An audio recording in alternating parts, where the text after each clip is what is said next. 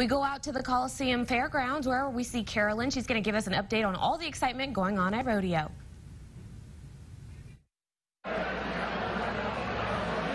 Exciting rodeo performance tonight here in the Coliseum, but tomorrow afternoon it will be time for Extreme Bulls. Jimmy Lee is here with us. He's a local guy, grew up in Lewakey, to tell us about what you'll be doing tomorrow. Give us an idea about that.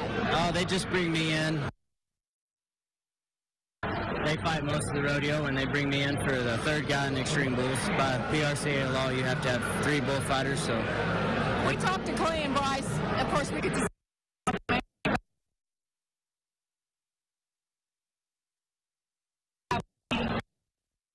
section of bull riding. I'm curious to know how you all last for 2 hours of solid bull riding.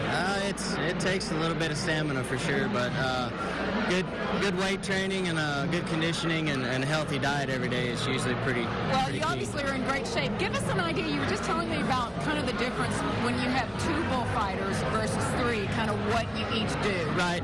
3 is it makes it easier on 2 guys. I mean, obviously you have an extra guy in there. And, the third guy, he'll be on the high side, and he kind of cleans everything up. He waits for the other 2 guys to kind of get out of the way, and then he'll kind of drag through on the back end there and just kind of clean up, make sure nothing gets...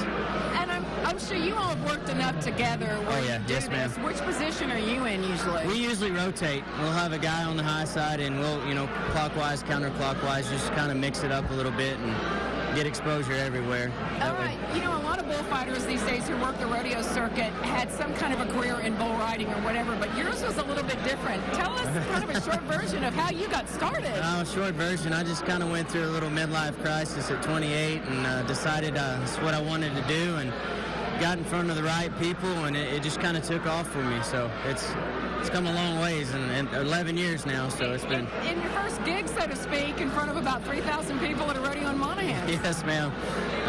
They'd set up a practice here at Stoney Harriman's house outside of town 3 nights, and it rained all 3 nights, and the first time I ever got in front of a bull was in Monaghan's, and it just kind of clicked. And so, what's the secret to it? Keeping an eye on the bull's eyes. What's the essence of it? The essence is, you got to be able to read cattle real well. A lot of the good bullfighters, they're in the back and they're helping working cattle and stuff like that. And whenever I was growing up, we didn't have a whole lot of horses, so all the cattle we worked were on foot. So it just kind of came natural for me. So you really have been learning then. Oh yeah. You didn't just start. Oh, I didn't. Rodeo was different. I'm kind of a first generation rodeo guy in my family, but. Well, you obviously have a knack for it. Oh yeah. Yes, ma'am. We'll look forward to seeing you tomorrow. It's good to be here. Lewakey, thank you for telling us about it. Appreciate it. Yep. We'll be back to show you highlights of tonight's rodeo performance coming up in just a little while.